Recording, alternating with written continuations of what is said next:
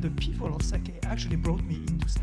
Back in 1988, this place was actually in Ginza on the main drag. At first it was kind of soy sauce, it was miso. To the point where it actually changed my life. New Year's Day 1989. Not just sake as a beverage, but all the culture and history. Hello everyone and welcome back to Sake on Air, an on-air forum dedicated to exploring, discovering and celebrating the fascinating culture that surrounds Japanese sake and shochu. I'm Rebecca, and joining me on the panel today are our passionate team of sake and shochu advocates. Hi everyone. Hello. Hello, Rebecca. Hi. Would you like to go around and just let everyone know who's here? Hello, I'm Sébastien Lemoine. And I'm Christopher Pellegrini. And I'm here today, very honored. My name is Pablo Alomar Salvioni from Spain. Right, so everyone, to our returning listeners, I'd just like to say a big, first of all, welcome back. We really appreciate your ongoing support and feedback to Sake on Air. And if you're tuning in for the first time, welcome, hello. We really hope this show will support you on your own personal sake and shochu journey. You can follow us on Facebook, Insta, Twitter, all the regular places for updates on upcoming shows. Now, for those of you who are new to us, let me just give you a rundown on what we do. Every 2 weeks around, we try to bring you news, stories, voices, and insights, as well as hopefully some animated discussions on sake and shochu from across Japan, and to the furthest frontiers that these glorious beverages are reaching around the world. Which brings me nicely to introducing Pablo. Today we're really delighted to have Pablo here joining us all the way from Madrid, Spain. Thanks for coming, Pablo. Thank you for having me here. You're welcome. And as some of our European listeners will be aware, Pablo is a passionate sake and shochu advocate who is expanding awareness and appreciation of sake in the Iberian Peninsula. And today we're going to do a deep dive on who you are and what you're doing. So I'm looking forward to getting to know more about your story, Pablo. Okay, here we go. So my story with sake came along with the story of Japan. At some point, I decided to move to Tokyo. That was 20 years ago.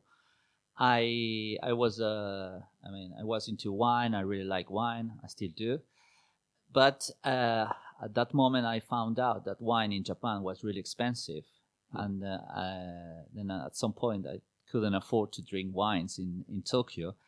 And the obvious drink that I would follow would be beer. But in fact, I really don't like beer. And I think that's the thing that put me into sake, because without drinking beer, the next thing that I was searching here in Japan was maybe umeshu, was easy to drink. The last thing I wanted to drink was sake, because I had, like most of European or foreigners, a kind of image of sake not according to reality. So I didn't want to get into sake because I thought it was a horrible drink. Then at that time when I was in Japan, there was a kind of sochu boom. So I had to drink a lot of sochu. But for me, sochu was a little bit strong.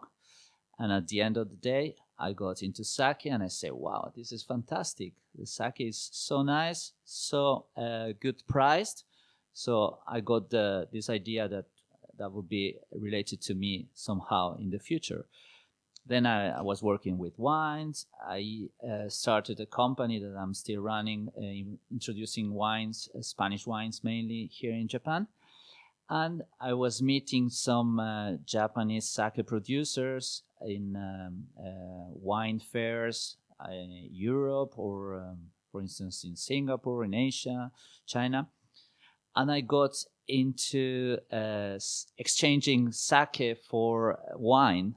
And I used to get a very big amount of sake to bring to Spain. And at some point, one of the guys, I don't know if I can say the name, but I know the story, and actually, it's a really fun story. Can you just wind back a little bit? You made some friends with, I believe, some younger brewers. Is that correct? That's right. And you went out to for a night out, and Yeah. you pick up the story from there. Yeah, so I was with this young brewer, very famous brewery now, but I wasn't that famous at that time. And we went to an izakaya, just as a friend, drink a little bit of his sake. We start to drink a little bit more and more and more and more. We got kind of drunk. And at some point in the night, which I don't really remember, he said, hey, why don't you become our importer in your country? And then I can introduce you some other breweries so you can get a nice pack of sakes to Spain. And I say yes. I would say yes to everything at that night. So next morning, I got his call. Hey, we have a meeting, dinner tonight, and I brought some presidents of some breweries that you must meet. And let's start the Spanish thing. And I was like, excuse me? Are you talking to me? Oh, the regret. Oh, the regret. The walk of shame in the morning when you realize you just started up a sake import company. It was, I of the years I was here in Japan, I learned a little bit about Japanese culture. And I know that if you say yes, you cannot say no at the next day. So I said, okay, I do it. And then I was like, all morning thinking what to say, how to find an excuse, and blah, blah. But then I had the meeting.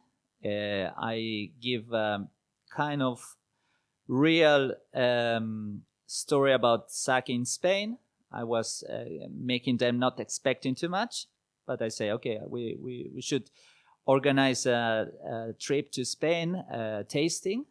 And then I was trying to find out a way to escape, in the sense that maybe I don't do the import, I just do the agent work like I do with wine, so I don't have any risk. But I found out that the Spanish importers, they were not into sake, they wouldn't import any sake. But very happily, I found out that many restaurants where we did the events, they were happy to buy the sake already. Straight away. So I was like, hey. When was that, Pablo? When was that? That was 2000. So we did the event, I think it was 2010. And 2010, 2011, I'm not really sure. And then I started straight away. At the beginning, very small quantities, few customers. It was almost like a hobby. But then every month was growing and people were getting interest. And also the thing I did is not going to Japanese restaurant, the obvious thing, because in Spain, probably Japanese restaurant, I mean the real one, not the Chinese run Japanese restaurant, they are quite expensive. So people go there for the food, and they are willing to pay for the food, but they are not willing to pay for the drink. And as you know, in Spain, we have very cheap wines. So people maybe spend 10 euro in a nice white wine that goes really well with sushi. And they wouldn't bother to talk to me because they were, when they saw the prices, they were like scared. So I approach, I think I did a good move. I approached these 3-star famous new Spanish gastronomy restaurants. And to be honest, at the beginning, they were like, no, we are not a Japanese restaurant. Why you come here? But I was saying, listen, you give me just 5 minutes. I make you taste some real sake, and then you let me know. So, okay, but, I don't have much time. We have to do many things. We are not going to put sake here on the list because, But they would try sake and they would go, wow, what is this? This is not sake. This is first time I drink something like that. And they would eventually like, we were looking for a drink for this complex dish that the chef is doing with vegetables and we didn't find any wine for it. And let's get sake for it and let's do it. So I was like, wow. And it didn't happen 1 time, 2 or 3 times. It was happening all the time when I visit this fancy restaurant that they were getting really surprised. They didn't have a clue what this sake was, but they really got into the flavors. I think that's a really astute move because, as we all know, Spain, or what's happening in Spain at the moment in terms of culinary culture, is really progressive, really innovative. These chefs are, really pushing the boundaries of what is technique, what is traditional flavor, and they're looking outside the box of what is traditionally Spanish and very open-minded to things based on flavor and based on quality. And I think that that's a really astute move to approach those kinds of progressive restaurants, because that is the perfect sort of bed with which to grow a sake culture from, I think, in Spain. Definitely. I think from El Bulli and Ferran Adrià, his team, they did an amazing, a revolution in Spain, because up to those days, Spain had a kind of complex. We had our traditional food, not very refined, but we were looking at the French with, these people, they are really cooking, we are not really well. And what El Bulli started to do, like leaving behind the complex and doing things in a new way without any fears, was now what we can call the revolution. Maybe the sons or the grandsons of Ferran Adrià, in the sense of culinary matters. They are really doing cooking in a really relaxed, creative, no complex way. And I think that's why we can introduce sake. I had a remark and a question at the same time. To get more sake consumers, we need to get them to appreciate sake with what they have on their table. So, being French, I'm looking at Spain from far, but you have a national dish, paella, which is not the same in Catalonia and in other parts of the country, I suppose. But actually, I think you can do great pairings between sake and paella. Can you comment about pairing with your daily fare? Yeah.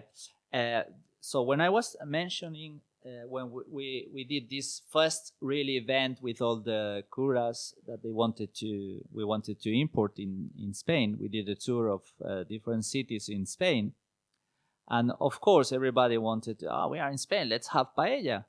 And after a morning tasting, we say, okay, we're gonna go this. I was in Barcelona. We're gonna go to this really nice paella place. Why don't we bring some bottles? And but everybody, it's funny.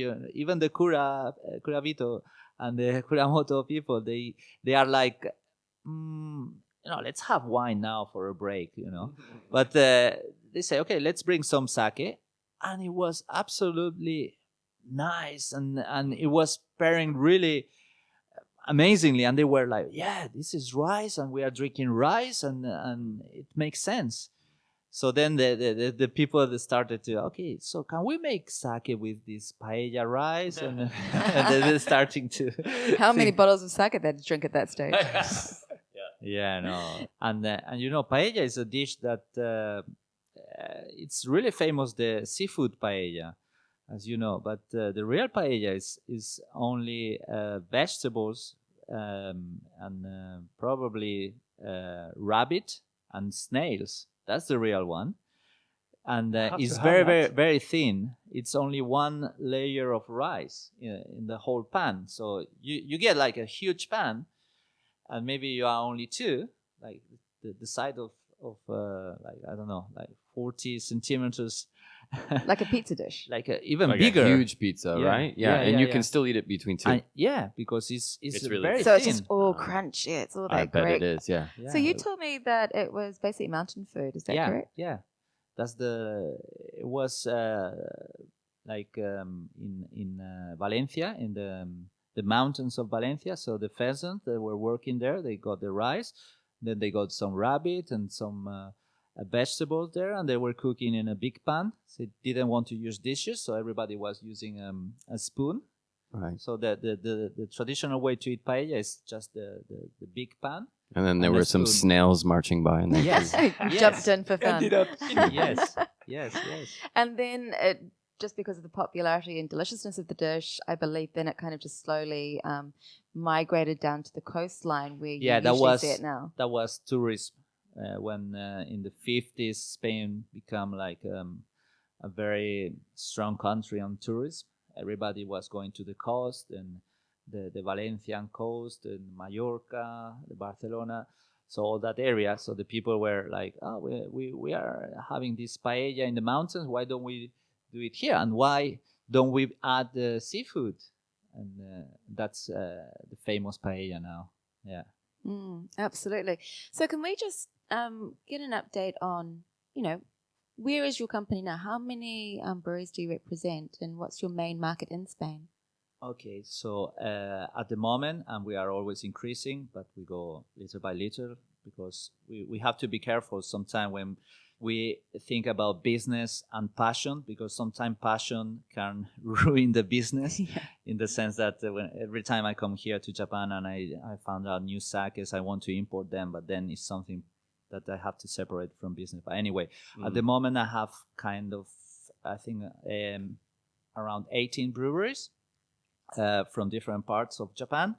I also do a little bit of, not soju in this case, but I do awamori. And I do some premium and very small brewers, from vinegar and soy sauce. So fermentation, like things that are connected to sake and shochu world. But mainly I do sake. And so can you give us an insight to, I've actually, full disclosure, I've actually just been in Spain with Pablo recently. It was purely wine though. I had a little bit of a sake holiday.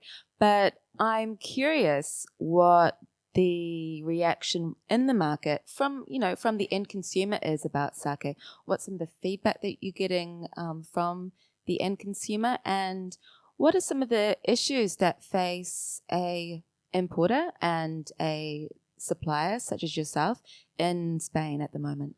I would say that we are still, like many countries, fighting against the prejudice that sake gives. Like this is a very strong alcohol drink and wherever. So we are fighting in that sense to make consumer find out that sake is a really nice drink. Many people, they are not very happy when I explain sake, but I want to compare it with wine for several reasons. But I think in wine countries like us, we need to put it in the wine perspective. And I think it's something that is very, very close. Well, I agree with that. I mean, I'd like to hear everyone's thoughts on this, and like talking about sake, explaining sake, perhaps in a wine context. I'm sure that there are pros and cons on either side. What are your thoughts on that, Sebastian? Well, I think culturally, both are very, very close to start with. So people are relate to wine because of wine's culture. And so using the story of the wine culture and making comparisons or drawing parallels is quite useful in that regard. I agree with that. And what are your thoughts on that, Chris? I think you work with what the folks in the market, wherever their foundation is, I think you play off of that. I think you got to riff off of it. But I've heard, especially with the sake wine comparison, I've heard a number of folks smack people down as soon as they I've heard try too hard. I think it's a spectrum. I think there are people that are very, very much on, let's speak in a way that people, in a way that it gives people an intuitive understanding of what sake is. Using the terminology, using some of the reference points which they already have from wine, right, and then building on that and extending on it and developing and extending their understanding of sake. And then I've heard the people that are complete opposite and are very, very, orthodox in their opinions. I think that there's a happy medium anywhere. I mean, it really depends on how you approach it. And I've got, hearing how Pablo talks about sake, I've got every confidence. The way that he's doing it is, really not judging sake like a wine, but rather creating a framework for people to see sake and value sake as well. I think is quite important. Yeah. And I think our future customers are wine drinkers. So we have to help them a little bit to understand sake. But sometimes, some people ask for Riesling kind of sake. And there are some sake that they taste a little bit like Riesling. So I think it's completely different story, but it's a good way to get these people into sake. Then, of course, we have some issue, the labels, all these things that... they don't get much information. You mean not being able to read the labels or the back labels? Yeah, the labels. So some people, I try to, we are forced, but not everybody is doing, to have a back label with all the information, but the information could be very, very simple. So I try to put a little bit more of information on the back label so people can understand a little bit more. But again, and that's a global issue, when people follow the classification of sake, they get a lot of confusion, because absolutely, like this is a daiginjo, but it doesn't taste floral, and these kind of things. So I always try to say, you try this sake and don't pour it in a frame. Just you enjoy it or you don't enjoy it, but don't think too much about that. But of course, people need to have a base. They need to have a book to follow on sake, the rules. And I always say, like most of us know, that sake is not black or white. It has infinite grades. So I think that's the thing. And then on the import side, sometimes we get a problem from the customs, because they think this is. For instance, if a sake has some alcohol added, like non-junmai, then they say it's not sake, things like that. So I think there are some things that altogether we could make better. Could you explain that a little bit for some of our listeners who aren't so familiar with importing sake? You are having some problems with extra tax duties or being given penalties because sake has a very broad spectrum. There is junmai sake, then there's alcohol added styles, and it's the alcohol added styles which are creating problems with the customs officials. Is that correct? Yes, that's correct. I mean, I think that the main issue is like sake has a code for imports. I guess it's the same code for all the countries, but that code doesn't specify that it's only sake. It could be any fermented drink. So that's what causes a little bit of problem and confusion, because some people, especially this particular custom guy in Valencia, is really concerned about the sakes that are non-junmai. So he thinks that those cannot be classified as sake because the alcohol that those drinks have are from an addition of alcohol, but in fact it's very small. I would like to know what's the percentage, but I'm sure it's really, really small. I think definitely in the terms of your ginjoshu grades, for example, honjozo, ginjo, daiginjo, it's a marginal, it's a very, very small percentage, so much so that I believe that it doesn't really significantly increase the overall alcohol percentage. Especially because sake is diluted afterwards anyway. Right. Yeah. So I think this, we're hearing from the Spanish market that obviously not only at an end consumer level, but also at a more official level, a lot of sake education is needed to help people to properly understand and appreciate, and also to tax sake. Yeah. So I think that is also a really global problem, because I think even in Japan, when we're doing seminars, actually anywhere in the world where we're doing seminars and we're explaining the difference between a junmai and a non-junmai style, everyone just goes, eh? So I think that, this is something that the community needs to work together and find a solution for, because it's not just the Spanish market, I'm sure. Yeah, definitely. Pablo, you mentioned awamori earlier, and I'm really interested in how that's working in the Spanish market. What ways are you presenting awamori, and how many brands of awamori do you have in your portfolio? Okay, awamori was a bit of a dream and a memory of my trip to Okinawa. And when I was living in Japan, I wasn't much into soju, but I kind of liked the awamori culture and awamori. So I decided to import this only brand to Spain. It was a nightmare because here for sake is not a problem, but for spirits, European laws didn't allow to bring 1.8. The ishobin was not allowed. And the 720 also was not allowed. So we had to asked the brewery to put a sticker with 1,750 on the label, even though it was a little bit more. And then finally we got it. Should you be telling us this? I know, but now it's okay. Now finally they realized that was something that is stupid. But anyway, we started to import this awamori, and we are a little bit stuck because the whiskey boom came, and everybody is like, from Japan, the only liqueur that exists is whiskey, and then. Yeah, but this is not soju, and this is another thing. I say, yeah, but this probably is the oldest alcoholic drink. The spirit, right? Spirit, yeah, in Japan, and and I was thinking that I would take off at some point because a very famous restaurant started to use our awamori for instead of pisco sour. He was doing an awamori sour. It was really nice, but then he closed down the restaurant, and I was starting to get a little bit of traffic on the awamori. But then it's like it takes time, and also I think awamori in Spain is like whatever. I mean, there's nothing on awamori, and it's very hard to introduce.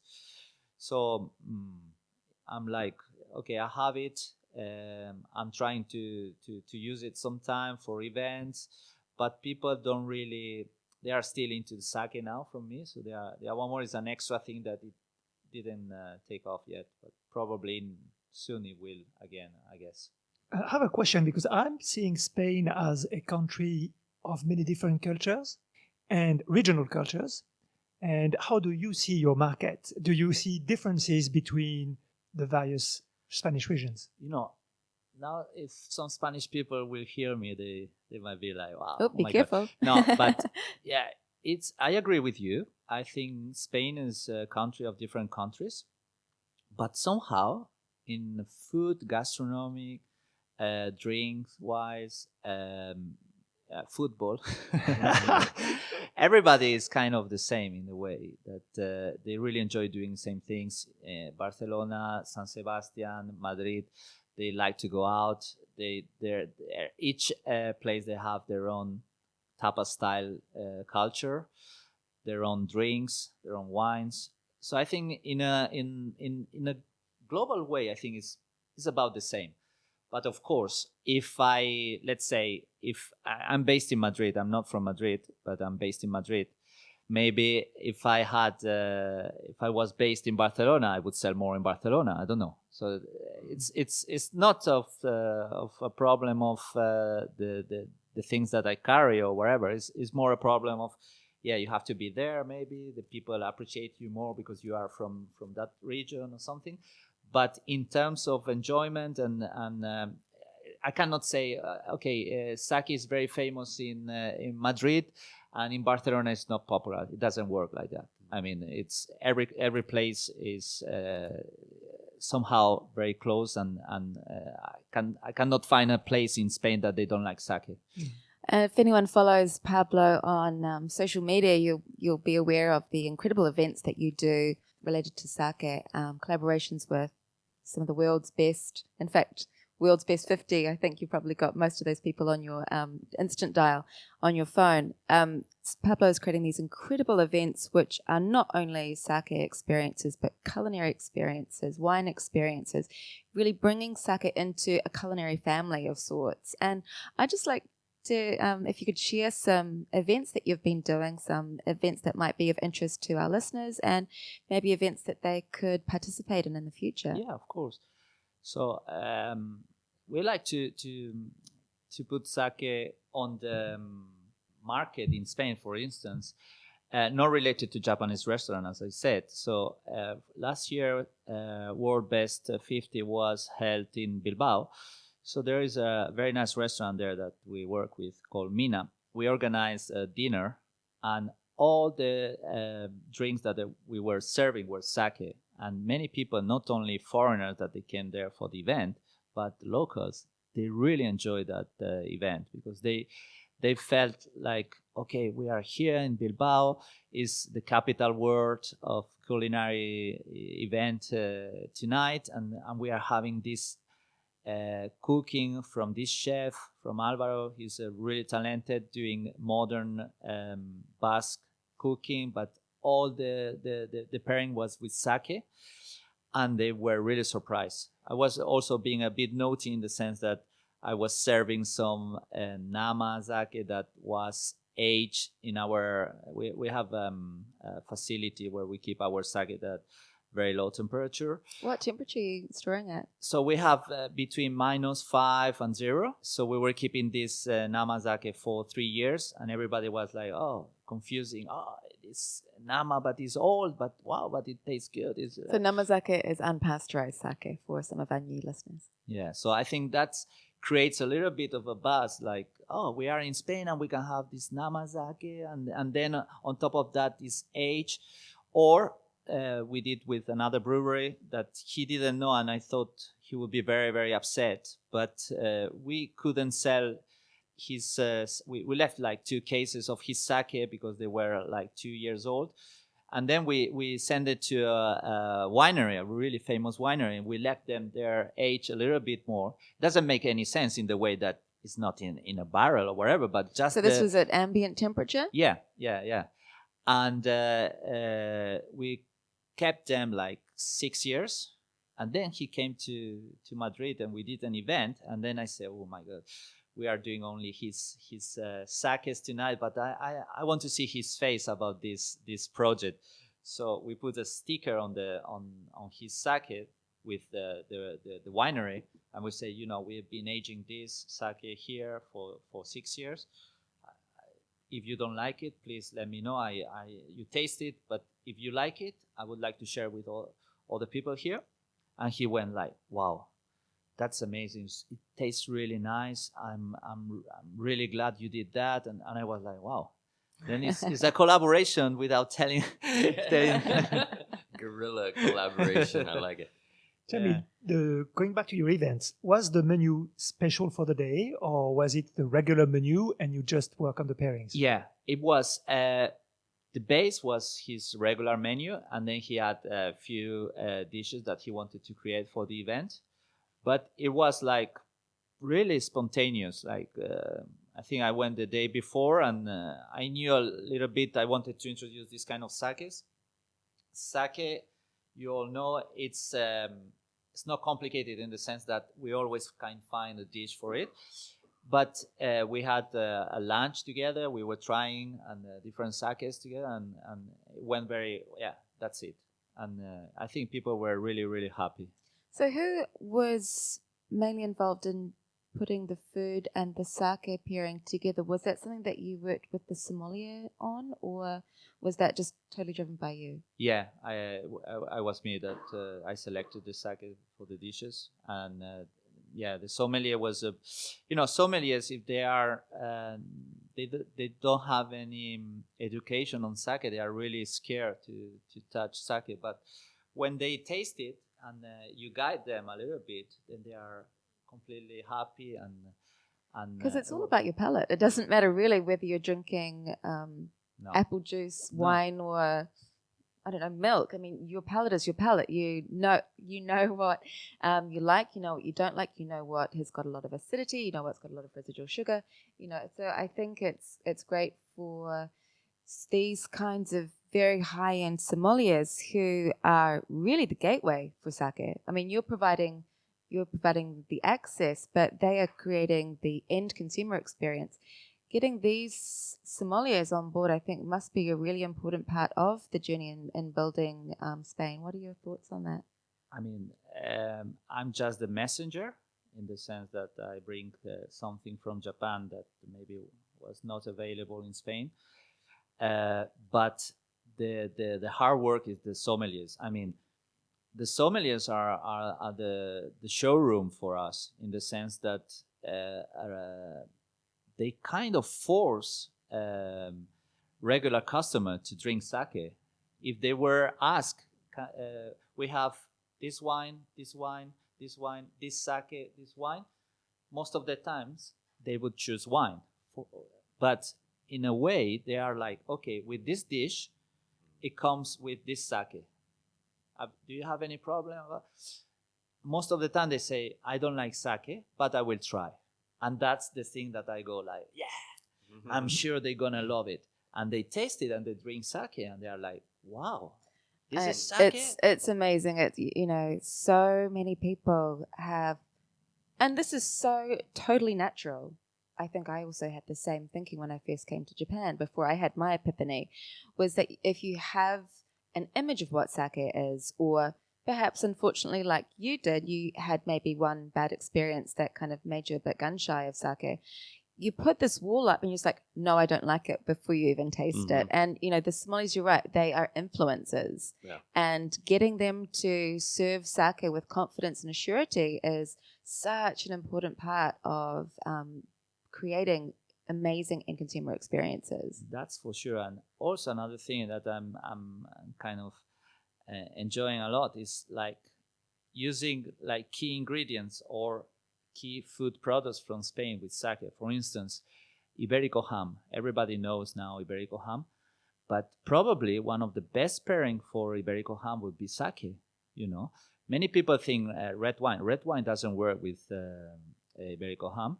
Sherry could be a good one, and also from Spain, or champagne.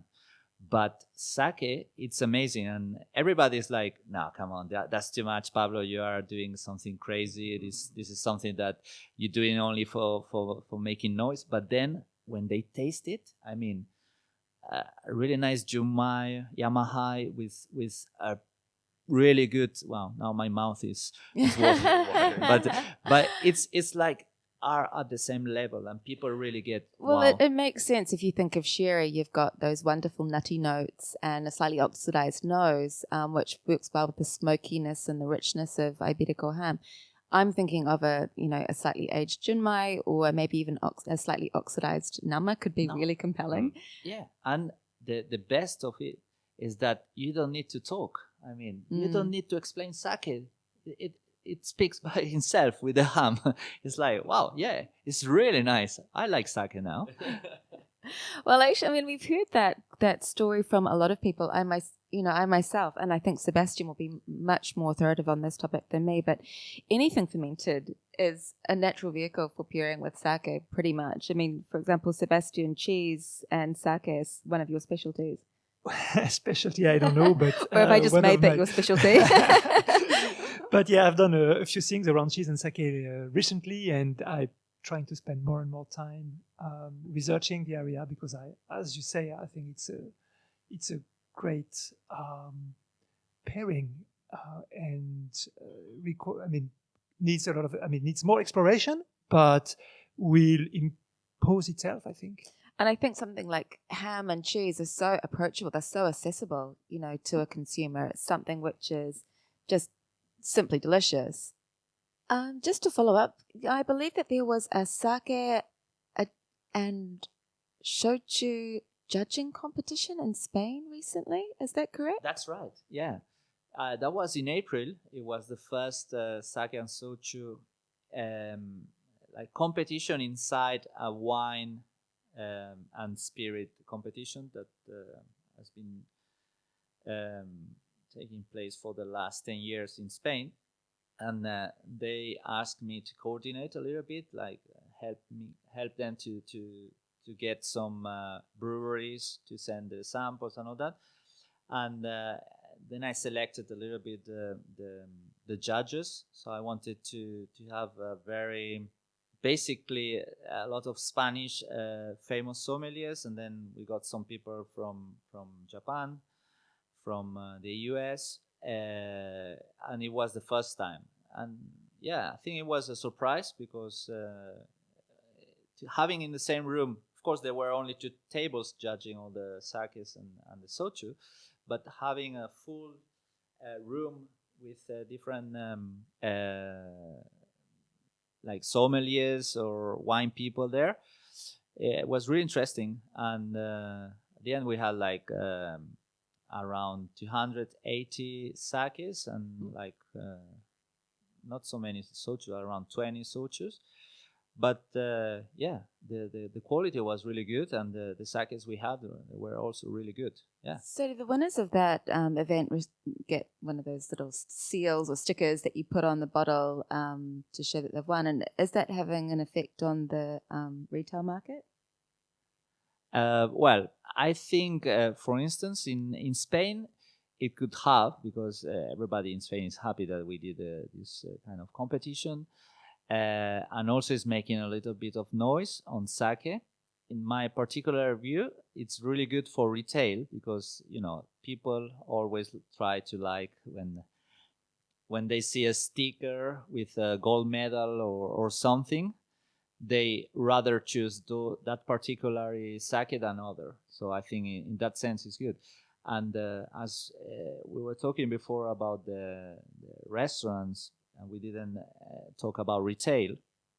In Spain, it's not very common to see a sake unless it's a really cheap and sometimes non-Japanese sake on the shelf. But now it's starting to take place, and there is this big chain of high-end kind of stores called El Corte Inglés that is having sake there. And now we are talking to them to see if the winner of that tasting, that competition, can be on the shelf for their gourmet experience, which is the top shop they have for only gourmet products. So in that sense, it helps. Any internet sales taking place in Spain about sake? Yeah, there are.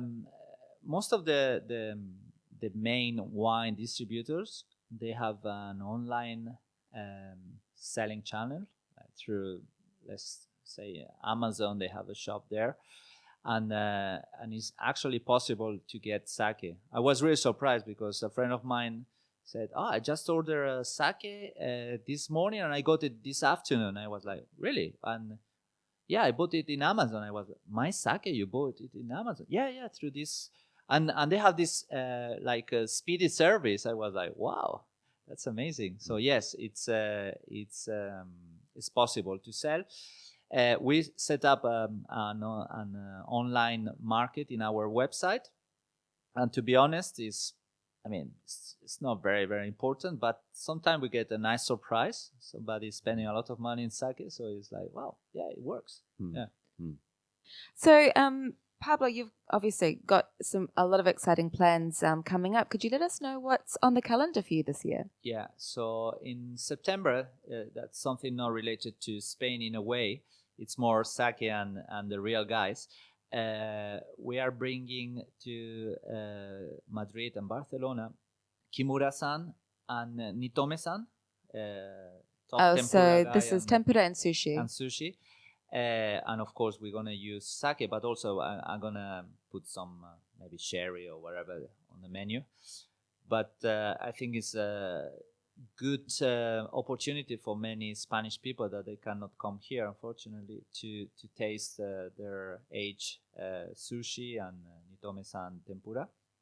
So we are really looking for it. And those are obviously two very, very special restaurants. For those of you who aren't big followers of Japanese cuisine or the restaurants in Japan, Sushi Kimura is a 2-star Michelin sushi restaurant that specializes in maturing the fish that's used for the neta or the top component on the rice, which is something he is extremely talented in and creates incredible flavor profiles and textures with his technique. And the tempura restaurant, could you give us a bit more information about that? Yeah, that's a Nagoya tempura restaurant that didn't want to get into tabelog, but when he allowed... Tabelog is like a Japan's, I suppose, Yelp, but 100 times better. Yeah, and I don't know if now Nagoya, they got the Michelin star. I don't know if he got any, but probably yes. And it's an amazing experience. It's one of the top tempuras here in Japan. And actually, it's an event that a common friend, Aiste from Luxit, did in London and in probably this year in Paris.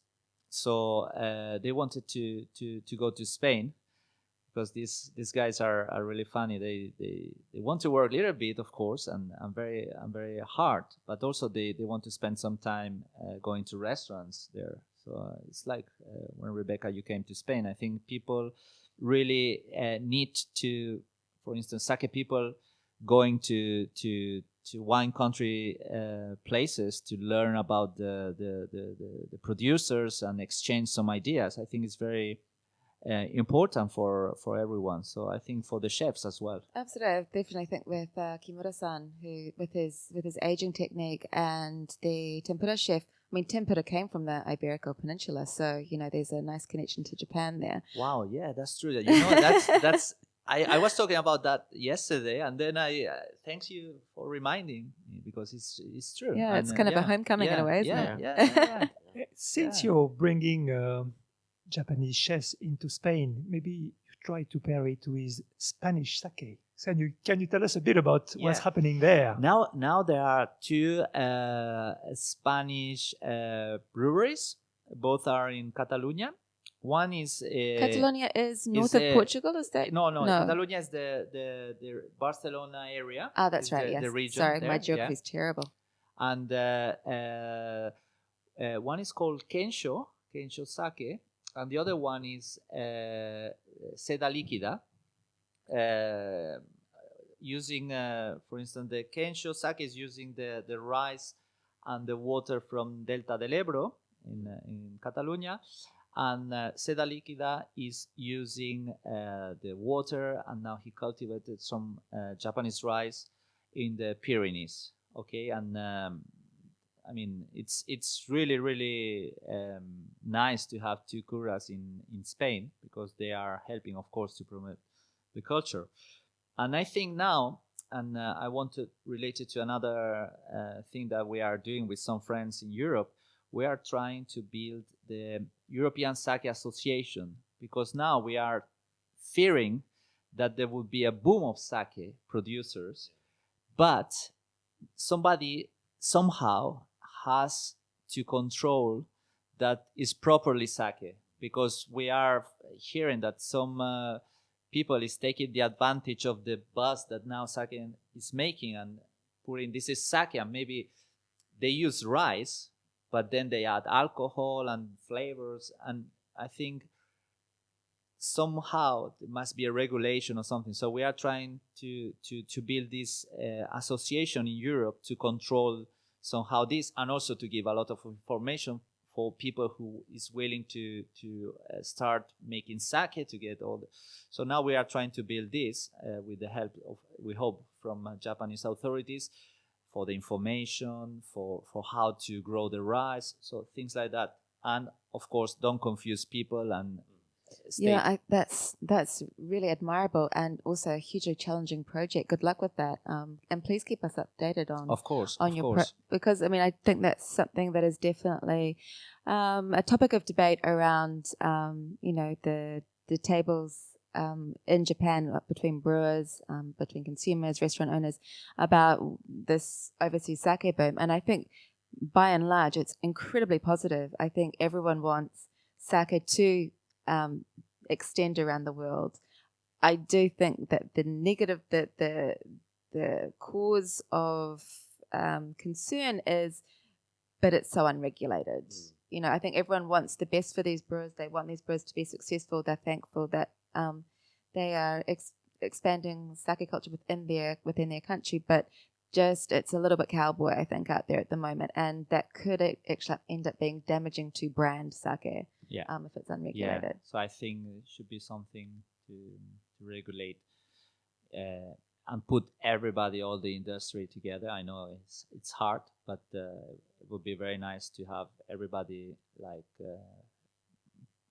got together and support sake in different issues. So I'd like to, talking about issues related to sake, I'd like to just go back to, we were talking about some challenges that you have in expanding the Spanish market. I mean, obviously you're doing an amazing job, but I'm really curious as to what the major hurdle for you is. You mentioned that sake is very expensive. So can you tell me why it's so expensive when it hits the Spanish market? Because Yeah. I believe that there's a new EU free trade agreement starting, Yeah. but you say that the sake is still very expensive. Yeah, mainly it's transportation cost. We are trying to bring sake in the best possible conditions. So that means airplane refrigerated or by reefer container. Then keep sake in a warehouse at controlled temperature. Also, is very very important for us, and it makes the cost of sake very very hard. And also delivery in Spain, it's the prices are quite expensive. For instance, I think if we bring a container from Japan, almost half of the price of this transportation would be from the port to Madrid, for instance. So it's crazy. So that's something that is eventually, of course, if the volume increases, then we can reduce the cost. But then we get the second issue, that is the bottling date and the time that is in the shelf of the shops or the restaurants. So that's also another. Do you mean people are holding on to the bottles for too long? Is that correct? Yeah, right. Yeah, and also it's kind of tricky situation, because of course the producer, when they come to Spain or maybe London or wherever where they go, they tend to see or search their sakes and the bottling date, and they are like, wow, this is already 2 years, you cannot have it in the market. But I think it's really hard, and I think between the producer, the importers, we have to try to find a way out. And probably the best way, but still it's expensive, would be to ship small quantities in short time. That means maybe LCL. So it's let me just sort of untease that for some of our listeners. What basically is happening is, for importers to have a refrigerated container, and to determine the temperature of it, they need to buy or rent the entire container. That's called FCL, or a full container load. That means that they've got full control over the temperature of that container, and the sake inside is assured of quality. However, if you're only buying a couple of cases of sake, you can't really get the whole container. You can't get a whole 40-foot. So you will do a mixed container, and that container might be shared with a whole of other people who may have different storage temperature needed for their products inside. So you can't really determine what the price of that container is. So people who are really, concerned about the quality of their sake would be getting a full container load, but that pricing is then going to be divided amongst every single bottle, which will make it incredibly expensive. How many bottles in an FCL? Full container is 11,000 or something like that. Yeah. So basically, I don't import like a full container. I try to do half or wherever. The cost, it would be much more cheaper than air shipment. I can have my own container with the temperature I want, so I put it very cold. But I get a lot of stock, and that's another problem. So the ideal situation, and it's something that is not happening in Spain, is share a container with the different importers, but everybody's doing their own thing, and we don't have a share container with controlled temperature. This doesn't exist. So that's a problem. Then the other thing would be to have regular shipments by air. But to give you an idea, probably every bottle costs between 7 to 10 euros extra for the air shipment. Yeah. So, and also, I mean, on a quality standpoint, air shipment is not very gentle on sake. The vibration, the sharp temperature differences can create a lot of internal structural shifting in the sake. So it's generally guided that shipping is the best, but it takes a long time, and you've got to have large volumes. Yeah. So this is really a challenge, and I hope this is something which is not just Spain. This is definitely global. I mean, I'm sure that it's the same in France. No, Absolutely. yeah.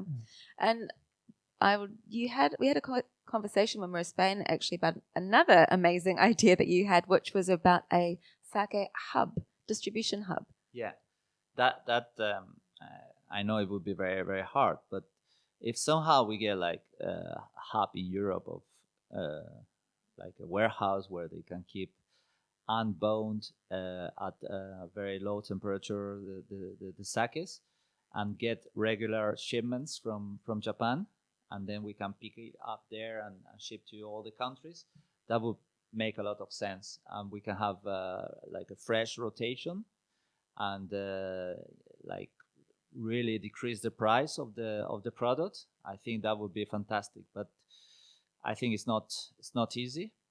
But at some point it should be like the answer for it, and also in environmental friendly way. I think it would be much nicer if all of the importers we try to contaminate the less using like a full container and share these things, instead of, oh, now I'm in a hurry, okay, let's ship it by air, or now I do like my own container but it's half. So yeah, it's challenging, but it would make really sense. Well, it sounds as though this idea that you have of creating a European Sake Association and the hub are actually probably very compatible ideas. Having that forum is you're also creating a potential community of people that could be involved in the hub and also monitor it, as well as take responsibility for how it's controlled and managed. Well, It sounds like you've got a lot of exciting projects and a lot of very big and challenging projects, and we are just so thankful for everything that you are doing in both Japan and around the world. So how can our viewers who are listening to us today get in touch with you about sake or be involved in one of your events? Okay, so probably I have Instagram account, Salvioni /Alomar, and then we post all the things we are doing, and everybody can follow, and I would be very glad to hear from you, and really thanks everyone here for having me here, and I hope to come back and maybe with some ideas or maybe some things we have been talking here taking place. Well, please bring some chefs over. Definitely love to attend that event. Well, everyone, I hope that you will follow Pablo on his social media, and also he's got an event coming up in September. I believe that's open to the public. Is that correct? Yeah. So follow him on social media for updates on that incredible event. I might start looking into some airfares myself. Sounds very tempting. Well, Pablo, thank you so much for your time. It's really been fascinating hearing more about your market and what's going on in Spain. And thank you, everyone, for your insightful comments. Thank you very much. Thank you very much, Pablo. Thank you very much, Rebecca. Thank you very much. Well, everyone, that is a wrap for us here at Sake on Air. You can't see us, but we're all holding, as you know, a glass of sake. So here's a big kampai to all of our listeners. Thank you so much, and we look forward to talking to you again at the next edition of Sake on Air. Kampai! Salud! Salud. Kampai. Salud.